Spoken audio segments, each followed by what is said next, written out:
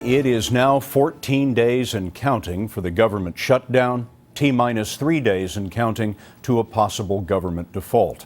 Tonight, finally, there are signs of real progress toward ending this stalemate. Senate leaders have been meeting on and off all day and appear to be near an agreement that could reopen the government and raise the government's borrowing limit, the so-called debt ceiling, so that it can pay its bills. But they are not there quite yet, and with the threat of default still hanging over America, we have a team of correspondents looking at where the talks stand, how we got here, and what might happen if the government can't pay all its bills. First, we'll go to Nancy Cordes at the Capitol. Nancy, what's new today? Well, Scott, Senate leaders are putting the finishing touches tonight on a deal that would fund the government for the next 3 months and raise the debt ceiling for 4 months. Just a short time ago on the Senate floor, the Senate Majority Leader Harry Reid said that they are making tremendous progress, but they're not quite there yet. The Senate's Democratic leader, Harry Reid, shuttled back and forth today between his office and the office of his Republican counterpart, Mitch McConnell. They were crafting a deal to reopen the government and fund it through January 15th, while raising the debt ceiling through February 15th.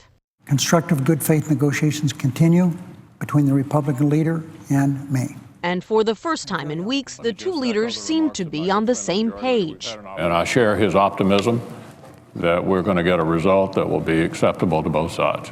The plan calls for both sides to appoint negotiators to find deficit cuts between now and December 15th.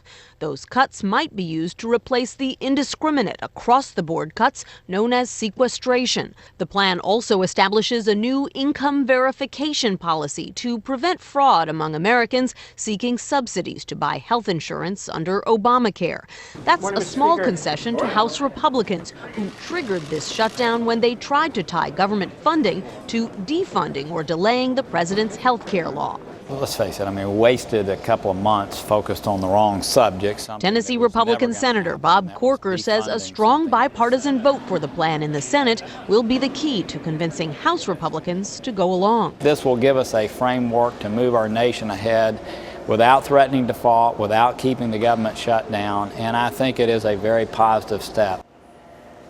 Leader McConnell is going to brief Senate Republicans on the plan in the morning, but even if there are no snags, it still takes time to hold votes in the Senate and the House. So the earliest, Scott, that we could see the government reopened is still mid to late this week.